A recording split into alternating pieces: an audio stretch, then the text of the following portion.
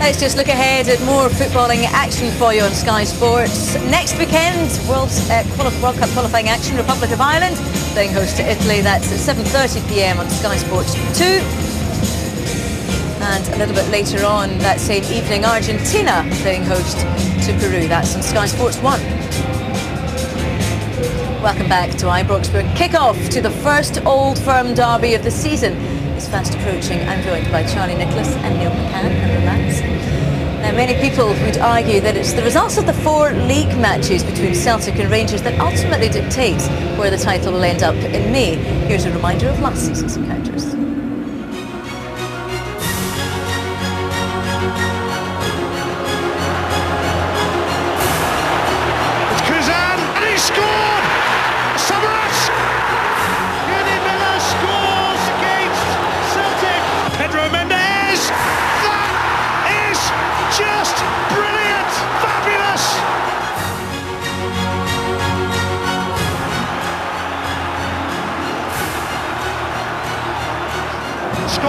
Can he shake off Broadfoot? Yes, he can!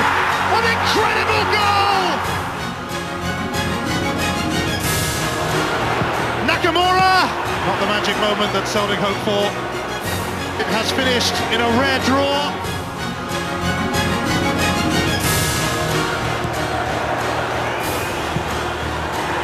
Rangers have the lead! And what a telling goal that could be! Celtic fans, of course, wouldn't forgive me if I didn't mention that they did beat Rangers in the League Cup final. Well, a remarkable number of games these two teams have played against each other. Rangers just edging it over the all competitions in the head-to-head there.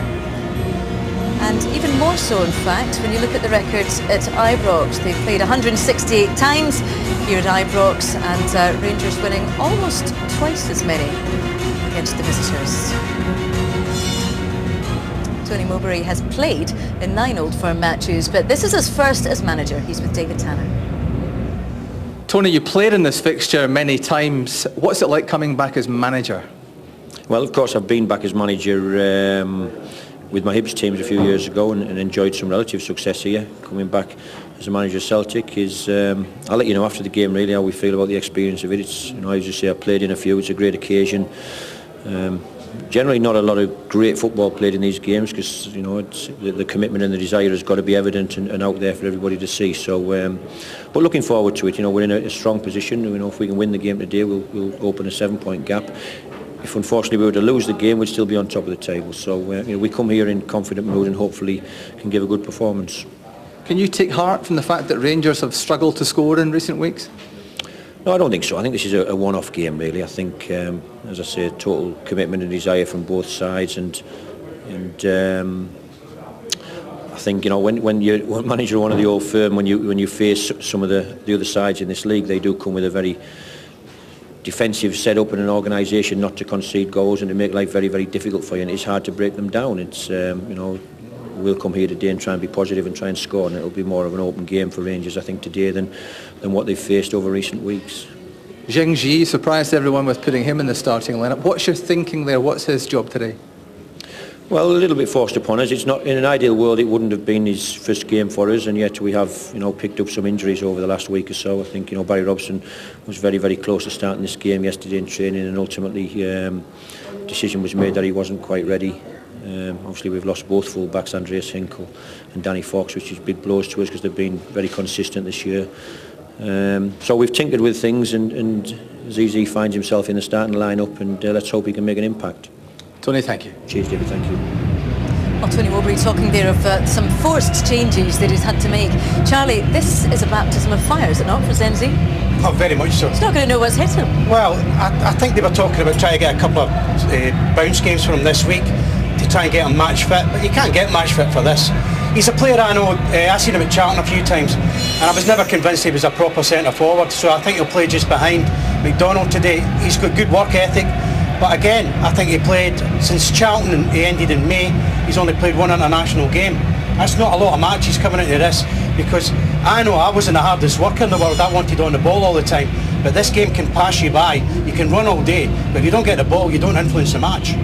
like no other game, is it?